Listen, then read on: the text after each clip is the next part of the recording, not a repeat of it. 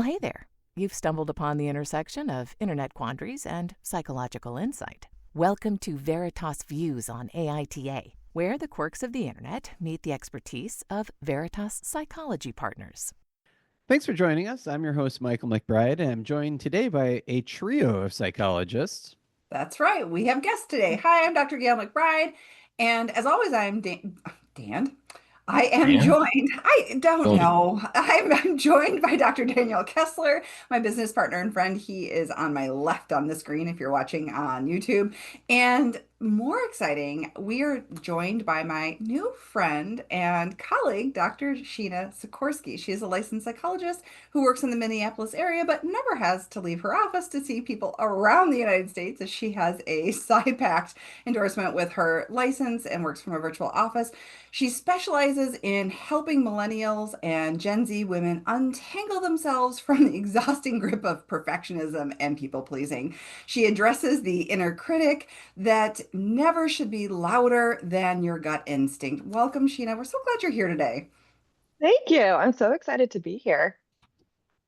Cool. Michael, what do you have for us? A great introduction there. Right? You know what? It might have been AI written based on the bio. It may have been AI written. Wow, that was good. Thanks, ChatGPT. I mean, is tough. That's exactly what I do. I mean, you nailed it. There you go. Michael, sorry. That's all right. Yeah, welcome all three of you. For any of the newbies out there, if they're not familiar, essentially what I've done is I've found a post on the internet where somebody has said, hey, this thing happened, and I want to know who's in the wrong, who's the asshole, and that's what we hope to determine. So the three of them will kind of kick the idea around, give some thoughts and ideas. Where there's been any kind of identifiable information in the post, I usually try to de-identify that, make it a little more discreet. And then, as always, or if you're new, I guess you should know, stick around through the credits. We always have some kind of bonus conversation, and I don't know what that'll be today, but we'll see. In truth, I have not told any three of these psychologists what they are going to be given today. So let's go. Today's prompt is, am I the asshole for wanting to take over planning my funeral from my very religious parents? No. Right? I mean, yeah, we need to discuss this. And thank you for making funeral plans ahead of time. That's really hard to do. It's just sometimes the nicest thing you can do. Okay, and can you repeat that one more time? Yeah. Am I an asshole for taking over planning my funeral from my grandparents? From my religious parents. From my religious parents. Okay. Yeah, which will make more sense when, Okay, go for it. All right, so this is what we got. The situation is she is a 27-year-old woman, and she says, I'm a 27-year-old woman facing a terminal illness, and I've been grappling with how to handle my funeral arrangements. My parents are devoutly religious, and their vision for my funeral includes traditional hymns, scripture readings, and a formal graveside service. While I respect their beliefs, I envision my farewell differently, more of a celebration of life filled with laughter, shared stories, and perhaps even some unconventional elements that truly reflect who I am. My husband supports my wishes, but my parents are deeply distressed by the feeling that deviating from tradition would be disrespectful and detrimental to my soul's journey. This had led to a difficult sense of tension in our family, and I'm torn between honoring my own desires and alleviating my parents' anguish. I understand that funerals serve as a tribute to the departed as well as a source of comfort for the living. However, the thought of my final farewell not resonating with the person that I am and have been feels disheartening and dishonest. I've considered taking over the planning to ensure it aligns with my identity, but I'm concerned this might cause further emotional strain on my parents during an already painful time, as they have to say goodbye to me before they pass. Would I be wrong to prioritize my own vision for the funeral over their traditional expectations? So really, this is a question of people pleasing. Sheena, this is your wheelhouse. Yes. Oh my gosh, I feel for her. Right? Oh, seriously, my heart breaks for her, and the fact that she's even asking this question. Yeah. That her parents put her in a position to be having to ask this question is really unfortunate. And I am annoyed. It's hard. Everyone here is having big feelings about the thing that shouldn't happen, right? Which is your child passing before you. I sometimes tell this story, and I'll take a brief moment to just relate it here. I was working with a woman, a young woman, who had recently lost her father, and just prior to that, I believe the grandfather. I might have the timing mixed up. And I went to her house to bring her a meal and comfort for her and her mom that I didn't know, and grandmother was living with them. And grandmother was originally from India, had moved here with her family, and was deeply supported by these two adult sons.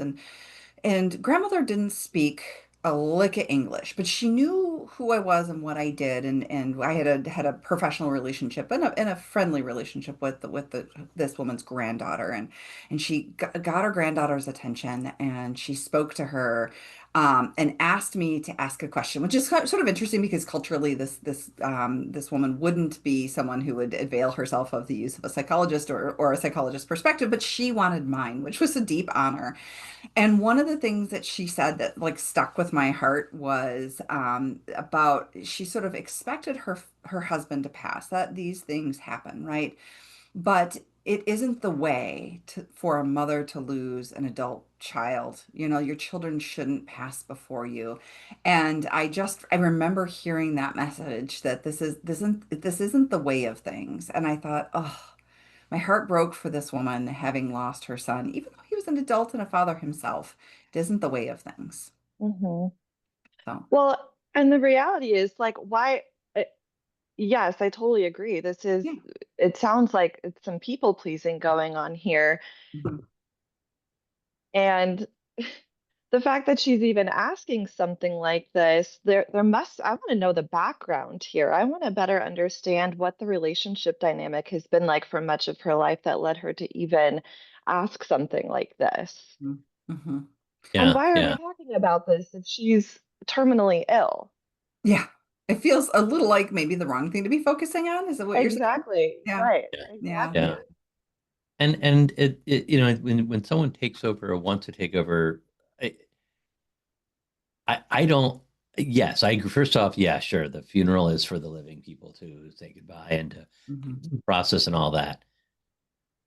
But let's honor this young woman in the way that she Hmm. wishes to be honored, and how I find myself annoyed. Like to me, like I'm going to respect the wishes of someone who's passing and processing their own passing in the way that's most meaningful to them. And I think she gets to play the it's my funeral. I get to pick it the way it goes. I think that's up to her to make that decision. Um, I'm disappointed by the parents here quite a bit, So and maybe I'm I jumping too far down the totally path without the proper processing here. But I can't. I'd be annoyed you're if I annoyed. didn't. I'd be annoyed. I'd be Yeah. annoyed if I knew of my passing ahead of time, and I'm like, this is the funeral I want. And people are like, nah, that's not what you're getting. We're gonna do it our way 'cause it's more meaningful to us. I'm like, Right. no. Imagine. So she That's alludes to being what it married, right? She had a wedding to plan, and I'm guessing the parents had some strong opinions about that, right? Like maybe let's put the event aside for a moment because we are, I think, all in agreement that planning your funeral and having a say in that is important. But Sheena, you ask a really interesting question, which are what are the family dynamics of this 27 years that lead you here? Say more. Yeah, I mean, I want to know because if we're thinking about it from the lens of people pleasing, a lot of times where that comes from is we don't start out as people pleasers, we start out as parent pleasers, Hmm. trying to get our parents to understand us, to see us, and to connect or attune to have them attuned to our needs. And I wonder if there's been a lot of misattunement that's happened over the course of time that has led her here to even doubt herself, to question her needs because Hmm. of the misattunement that's happened Hmm. potentially throughout her life. I wonder about that. And so do you, if someone like this shows up in your office, do you have those conversations to help them understand how this pattern has developed and maybe untangle Absolutely. that? Yes, that is such a big part of what I do. A lot of times clients come into a lot of clients that I have, they are very insightful. They already understand that they're people pleasers or they're struggling with perfectionism, but they don't necessarily understand where that comes from.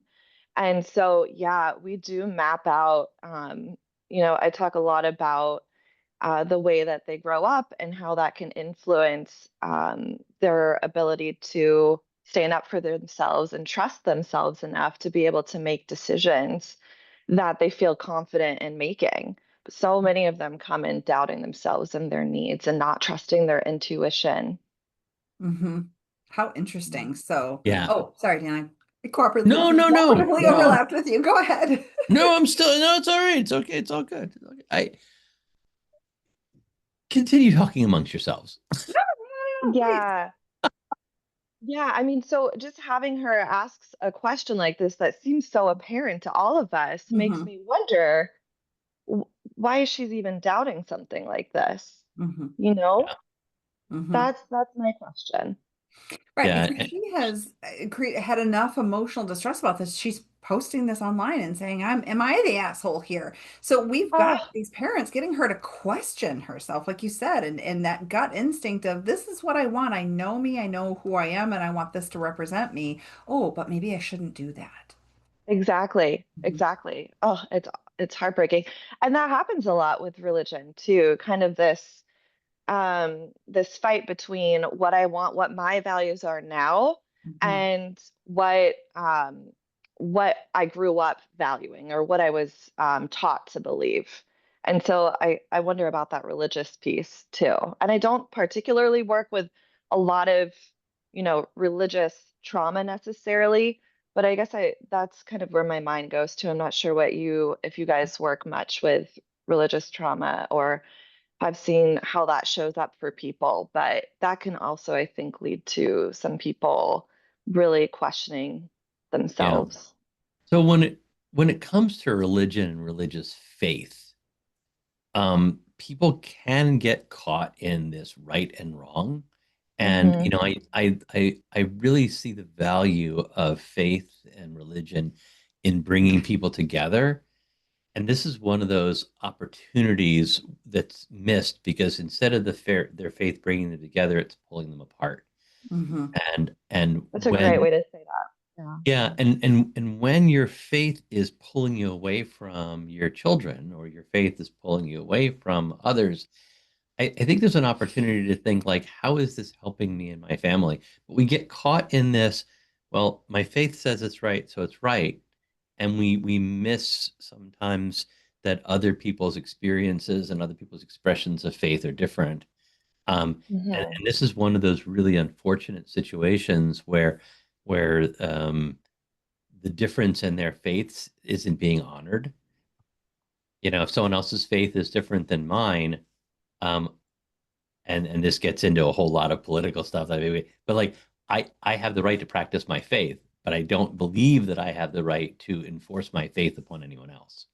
There's no And curiosity there. The parents, it doesn't, yeah, I, the parents don't seem to be curious about understanding where she's coming from, at least based on, Michael, what you shared with us. I was going to Where's say, the let me. curiosity and compassion? right. They could have been like, okay, this is our faith, and this is going to be hard for us, but we're going to honor your faith perspective Mhm.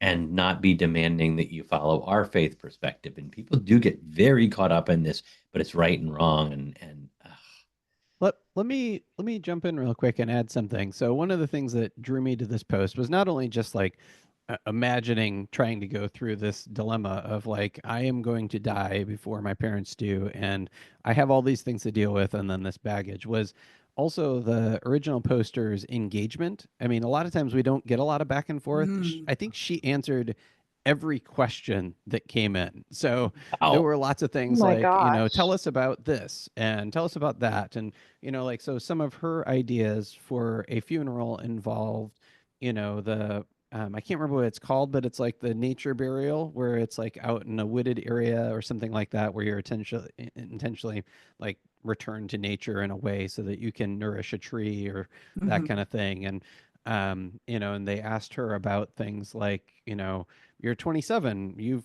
clearly had time to separate from your parents, living under their roof and their rules. How has that gone? And she's talked about, like, they've had those conversations about differences. And one of the questions they asked her was, have you considered doing both?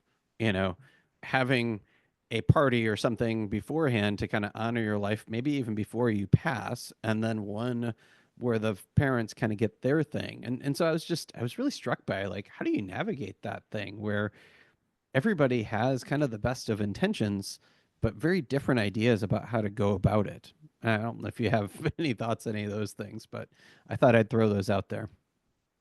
One of the Mhm. things that strikes me in that question then is who is financially responsible for this? I mean, burials and funerals can be incredibly expensive. Green burials can be very expensive as compared to the way we traditionally handle this. And so, if the parents have any financial input, are they feeling as though they have more say so over what happens here? Or is the impending terminal illness and eventual death? Is she being able to kind of create this on her own financially and has saved for it, right? Then that ownership lies with her. And in my gut instinct to what you said, Michael, is if the parents really want something that is a send off in a spiritual way, then we really can't stop them, but it doesn't have to be a part of her plan. And they can do this on their own, right? She can't stop them, like that can still be a thing, but she should still be able to listen to what she wants, what feels right, that allows her to know that she can transition with this illness and into death on her terms. I mean, she is doing this on her terms. I would love for her to be able to do that, and I don't need to rob the parents, but the parents don't need to insert that into what she is creating for herself. Mhm. Yeah, I totally agree. And even like just thinking too, as someone, 27-year-old with a terminal illness, I mean, so much a part of that is how to create meaning. How can what does that meaning look like for me? What's the legacy that I can leave behind? How do I want people to remember me? And I wonder if, the type of ceremony or, burial service that she wants is connected back to how she wants people to remember her and the meaning that she wants to create for herself, even when she's no longer here. Yeah, I That's, think you're so right. When you have a terminal illness this young, you've thought about a lot of really oh, Hmm. deep, hard topics, and you've had to digest a lot of tough information. So I'm sure, yeah, that's been certainly a part of this lady's journey. It has to have been. yeah. Yeah, and she had the opportunity, and I'm going to take us on a left turn here. I May of 2001. Probably the very first thing I ever watched on a live stream on a dial-up connection was the funeral of Douglas Adams. And Douglas Adams wrote the Hitchhiker's Guide trilogy.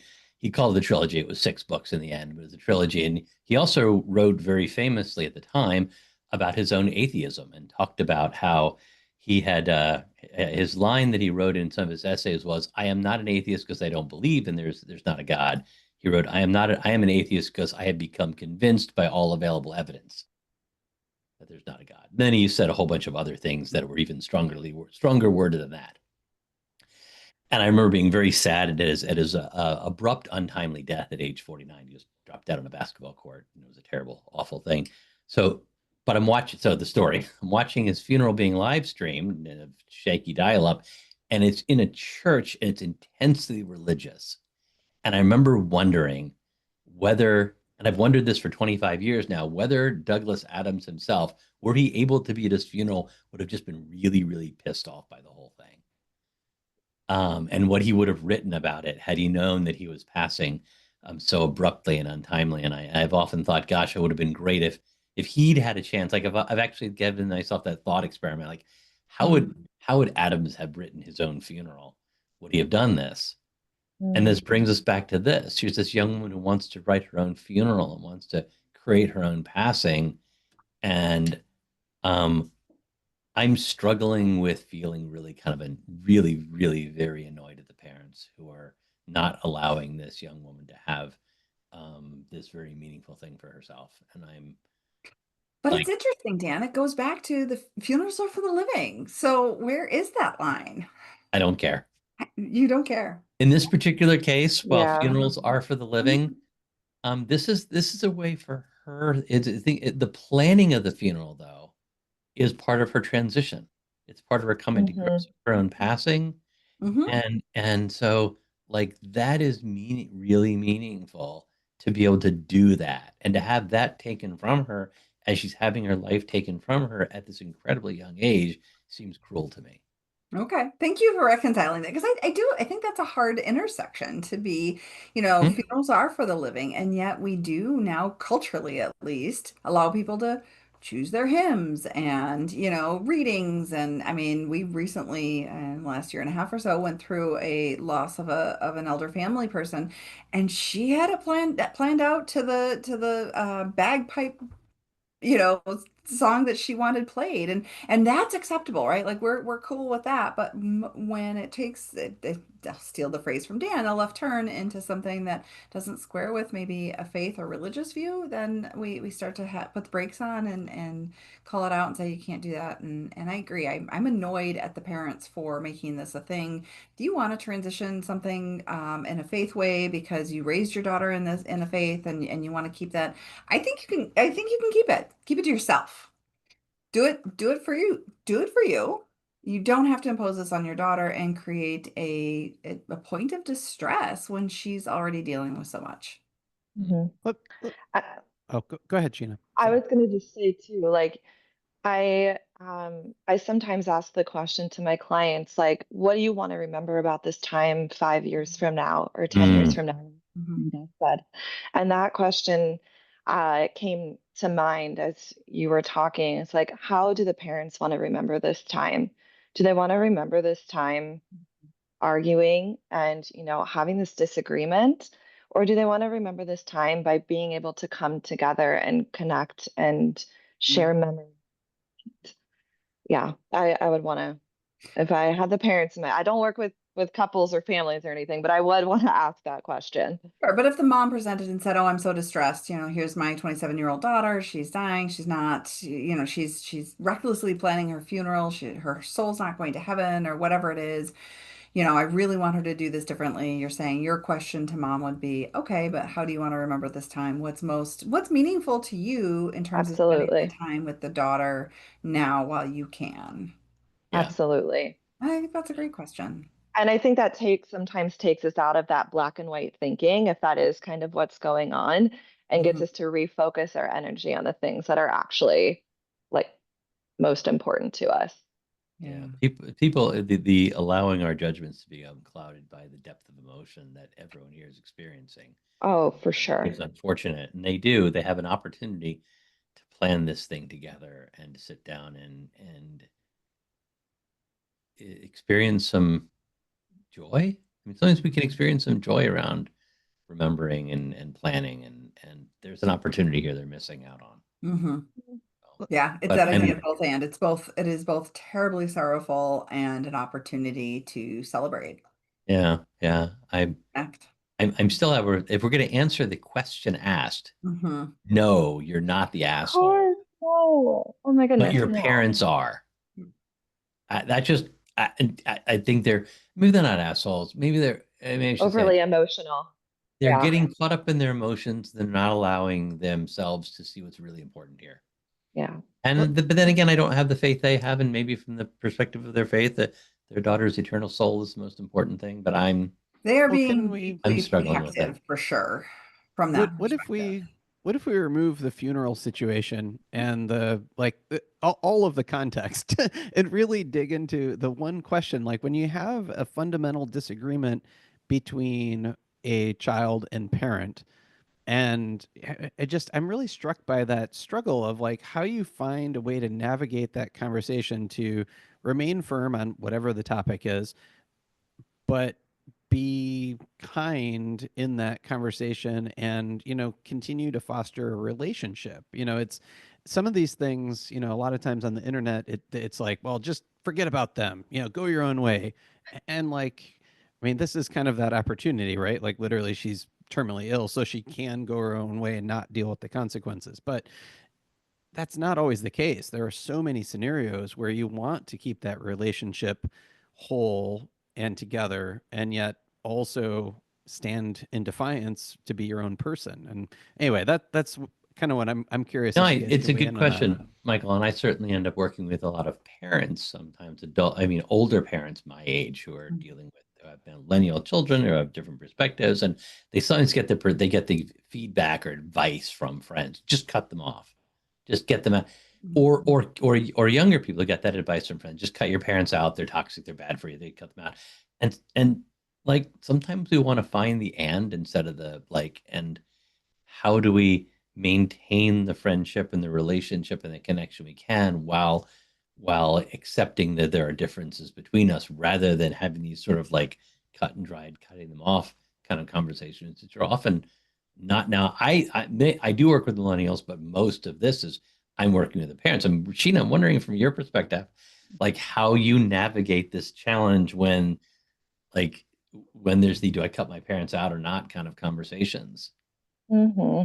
I totally agree. It's definitely, well, maybe in certain circumstances it might be like Mm-hmm. cut them out for maybe temporarily, especially if there's any sort of abuse happening potentially. But otherwise, yeah, I really like to go back. I do a lot of values work with clients, and that's super helpful, I think, with people pleasing and perfectionism, because a lot of times people can get into the people who identify as people pleasers and perfectionists can really get into that black and white thinking of like, I'm good or I'm bad, I'm right or I'm wrong.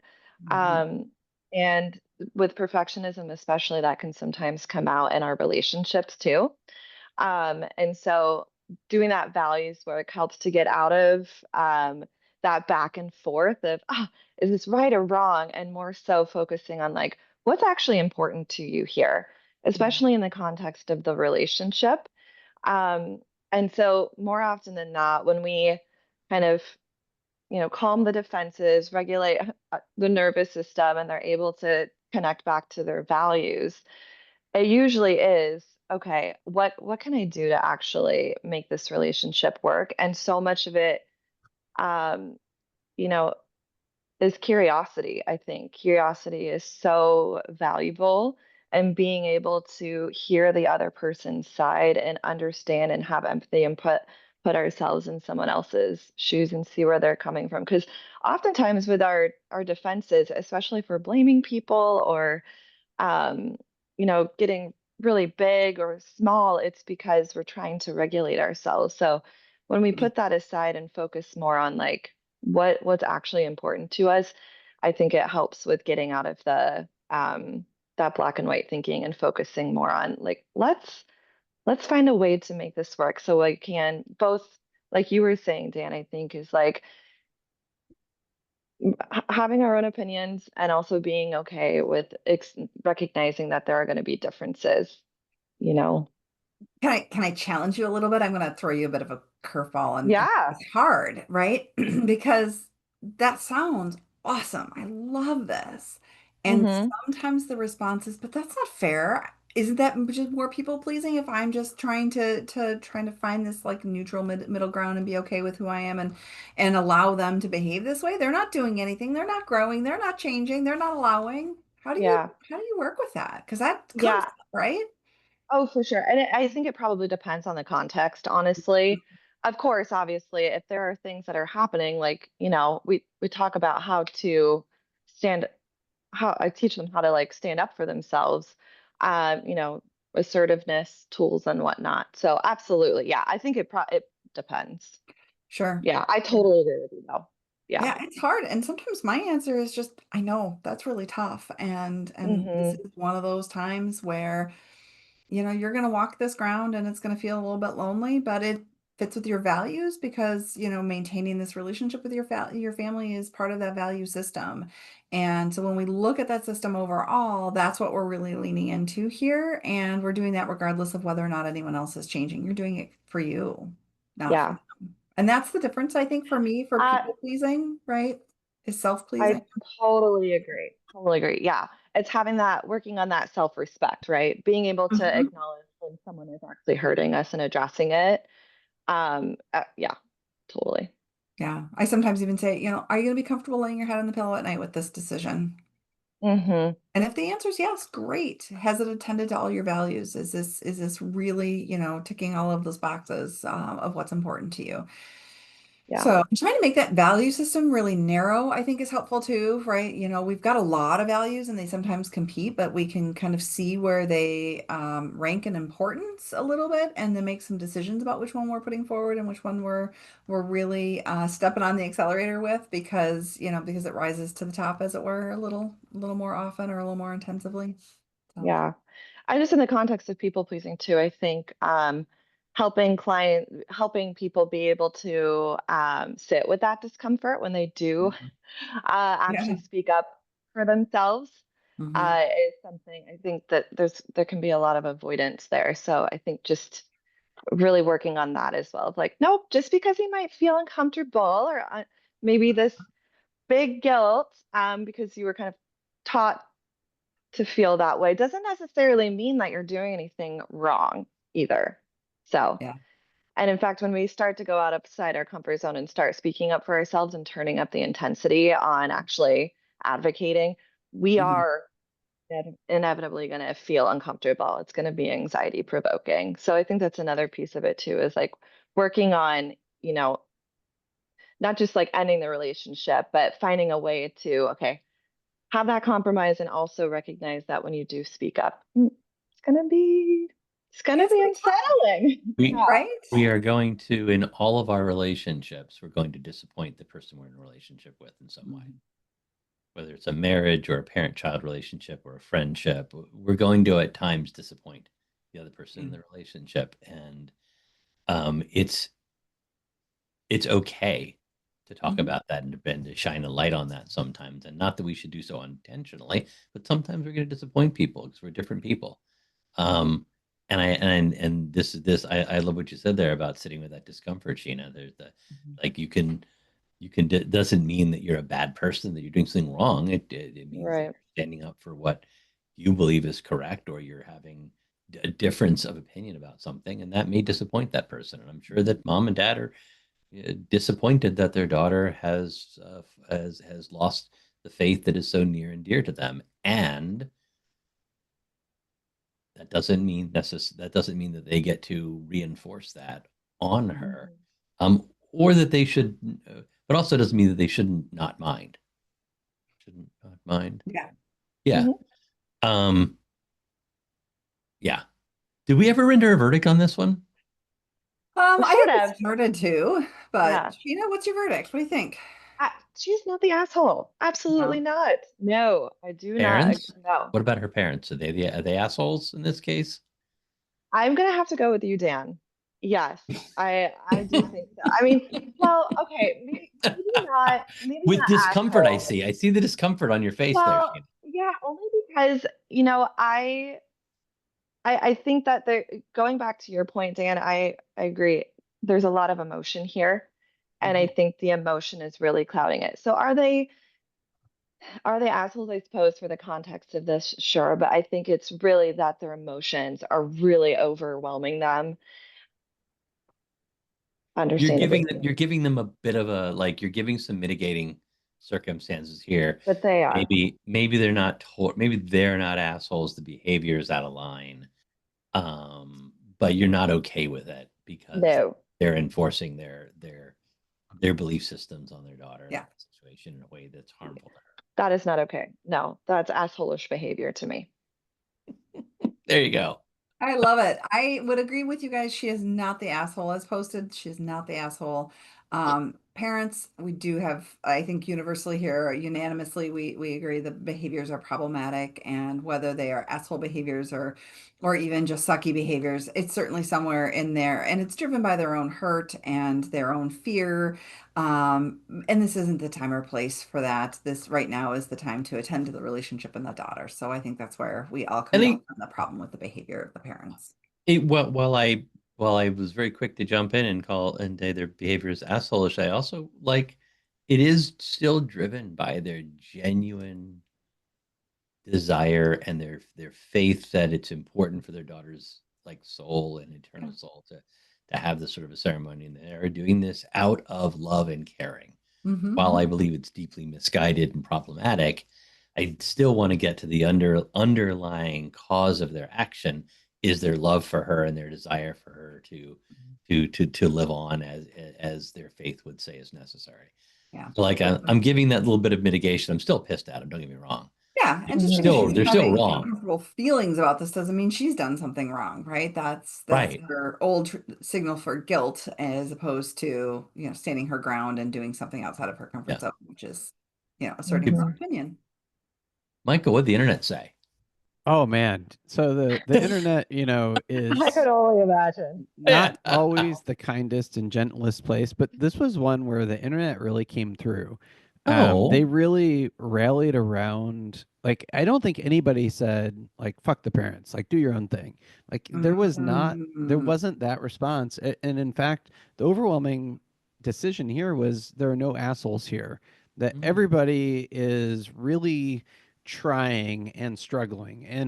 And I have a side podcast that maybe I haven't told Gail and Dan about, but I meet with writers and we talk about books and that kind of stuff. And in there, Michael has a secret podcast. Secret for me. I don't know why he's calling this a side podcast. I know. I was just kidding. I sort of know, but go on, dear. I met with, I talked with two older men. They're both in their early 80s, and they both had lost their wives, and they said they were talking about grief, and one of the things they said was, by the time I had actually lost my wife, because they both had terminal illnesses, they had already kind of grieved, and like this, so there was like this pre-grieving, and so I know grief makes people do weird things, and I imagine both of these people in this scenario here are dealing with this like pre-grief, right? Like the parents are going through that process of like realizing like their daughter is leaving them, and they're really struggling with that, and the internet kind of picked up on that and really tried to not defend the parents, but explain their actions in a way to the poster that was really kind of unexpected. You know, usually they're much more divisive on the internet and harsh and whatever. You know, there were some really interesting kind of conversations in there about, you know, ways that she can live on in the way that she kind of wants to. And so like some of the internet people said, I'm going to name my cat after you. And there was several people were going to make little avatars of her online and that kind of stuff. And it was just kind of sweet in a way I had not anticipated. So, oh, Michael's got the feels. I know. Yeah. And then there was a contingent that said, you're not the asshole. Like you know, it's your life. You need to stand up for what you believe and what you want. And the living have to kind of figure out how to do with that. And I kind of thought about some of those bigger, you know, scenarios where you have that disagreement with a family member, or Dan, like you are fond of saying, which is accurate, that you're going to disappoint somebody that you're in a relationship with, kind of regardless of who that is, and then how you recover from that. So yeah, it was kind of a touchy-feely kind of comment section in an unexpected way. So it makes me happy. Usually the internet is like, fuck them all, you know, like yeah, they can be brutal. Those and I'm out there. so lovely that they came through. Yeah. And in a weird way. I'm sorry. As a psychologist, I am going to take one exception, which is I understand this idea of sort of pre-grieving, but I don't think I have ever met someone that said, you know, by the time they're done, I'm done grieving. It's just that grief changes when they're gone after a prolonged illness. It isn't done. I don't think I've not met that person, and I actually would argue that your 50% of your podcast guests on that particular issue. I would think, you know, if we really dived into this, we would see that grief wasn't done; it just shifted, it just changed. But yeah. There's an image that I've seen online that I will sometimes show people who are experiencing grief, and it's basically just two jars side by side. One jar is smaller and the other jar is larger, and there's the ball of grief. I'm not sure if either of you have seen this. I do ball in a box. But the box that's the size. Yeah, and that's Depends on how often the ball hits the side. Absolutely, yes. And yeah, I show that too. But basically the idea is that like The grief is still there. It's the same size, but as we continue to live our lives and have more experiences around after, we lose something or someone, it might not necessarily be as impactful as it was, but it doesn't mean it's not there. It doesn't mean that it, in the concept of like the ball in the box, still will hurt us. We'll experience that grief sometimes, but maybe not in different ways than we used to. Yeah. So in this image, you are saying that the size of the container changes, and often when I describe this, the size of the ball changes. It's just interesting to think about different ways, right? So the ball shrinks, but it's always with you. The container's the same. You're saying with life experiences, your container expands and changes sizes, but the ball does not. Oh, yeah. Right. Interesting. Yeah. Take whichever model resonates most. There you go. I love that visual.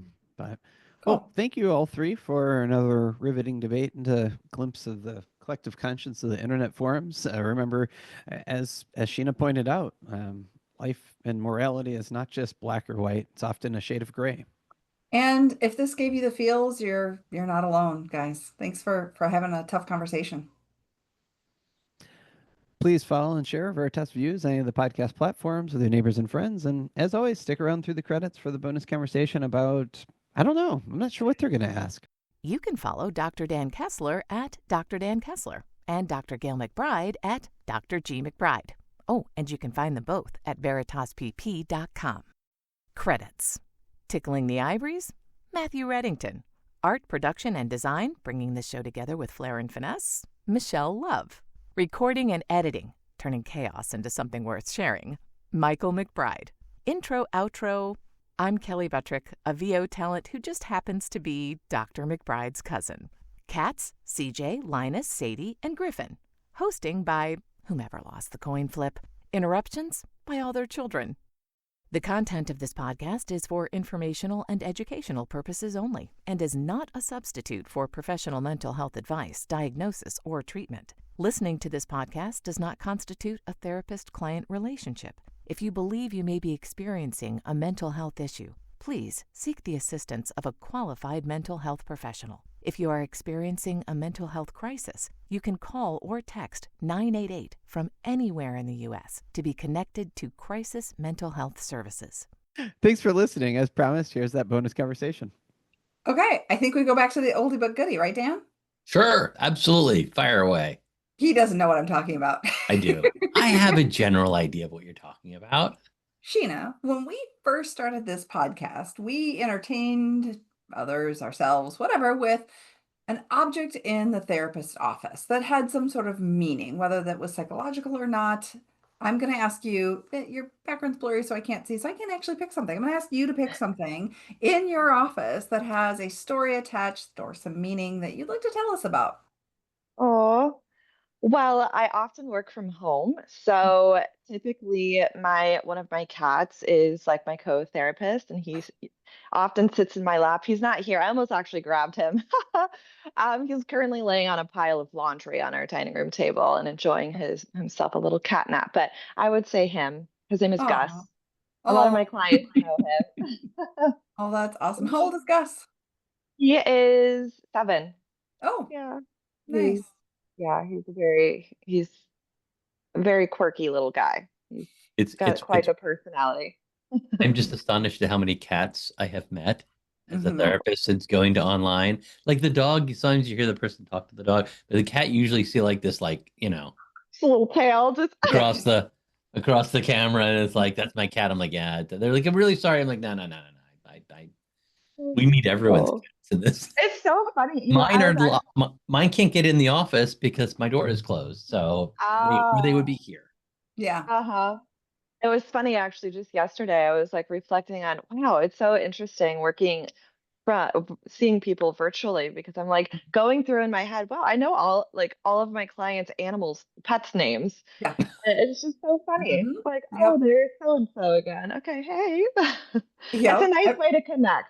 Especially, I think sometimes it can humanize us. I've had clients where my cats have come and go through, if they're gonna nap or otherwise sort of be quiet in here, I'll let them stay. But if they're climbing around on the keyboard and pawing at stuff, I usually invite them to leave. But I have had clients, see my cat in the background and that made the decision that's who I want as a therapist because I connect that you have a pet and that humanizes us very, very quickly and rightly or wrongly, but it's funny. You call Gus your co-therapist. I often will tell people, if one of my cats wakes up from a nap and starts being a little rowdy, like, excuse me, I'm just going to excuse my co-therapist here. So I often refer to them as as co-therapist or furry co-therapist too.